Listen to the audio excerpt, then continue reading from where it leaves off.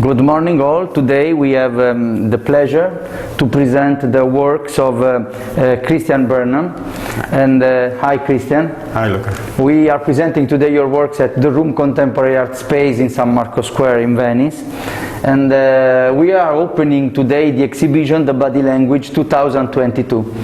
With your interesting story, your works are a mixture of your personal tales with a research inside the contemporary art. So if you want to tell us a little bit more about you, Absolutely. It will be our pleasure. Absolutely. First of all, it's a great honor to be part of this exhibition. There's some fantastic work hanging here. I feel very honored.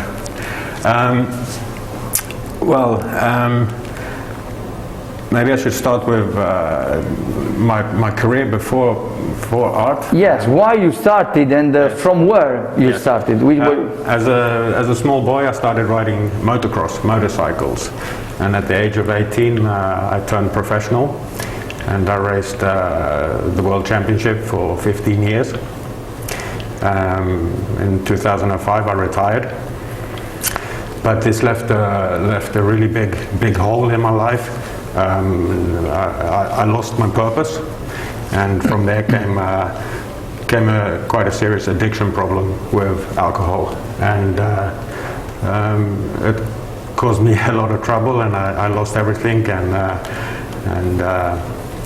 but I came out of that, and in 2014 I got professional help in rehab, and that's where I started painting. So the first painting I made, all the work is quite a personal reflection of how I feel and felt at the time when I was doing this. During this process? Yeah, during this process. These 4 paintings are actually a process of about 7 years. Okay. Starting with the shadow of the man I used to be, it's quite obvious how I felt at that time. It's a really strong message. Yeah, I was just an empty shell.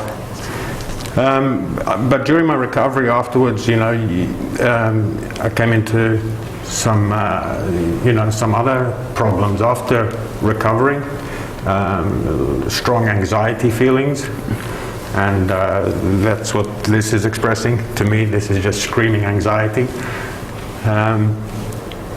And from there, a few years later, because I felt I had to, do something about this mental condition, I found Buddhism.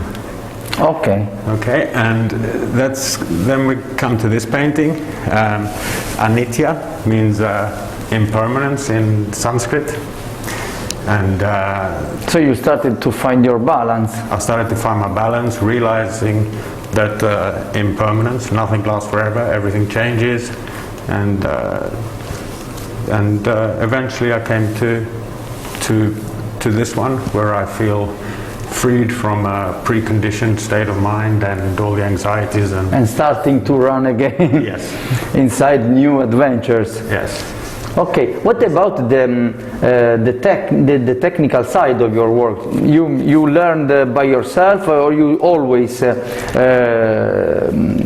confidence with drawings, paintings, and other media? Well, as a teenager, a young teenager, I was very interested. I was growing up in the 80s. I was very interested in the New York hip hop scene, and the graffiti scene was rising in New York at that time, and so I was as a young teenager I was especially drawing graffiti. Okay. And painting a little bit. But as my sport became more and more serious, that kind of fell to the side. But through my whole life I've always been drawing and stuff like that. But then when I went into rehab, there was another patient there, and I was playing about with some painting a bit, and he showed me this technique, stencil art. And it's from there, and basically, yes, I've learned everything myself, a lot of trial and a lot of error. And, but yeah, it's grown into into a passion. So art helped you to recover. Yeah, absolutely. And it was, in my opinion, from your story, I feel that it was another layer from the beginning inside you, another layer of expression. Absolutely. It was something that's always been there, but I was just not aware of it. And it's, yeah, like I say, it's grown into a passion, and it's absolutely helped me in my recovery to become the person I am now. You know, I've spent many nights drawing and working and finding yourself again. Yes, yeah, exactly. Thank you very much for your story and for presenting your artworks. Thank you, for Luca. being here, and we will follow your story. Yeah, great. Thanks a lot.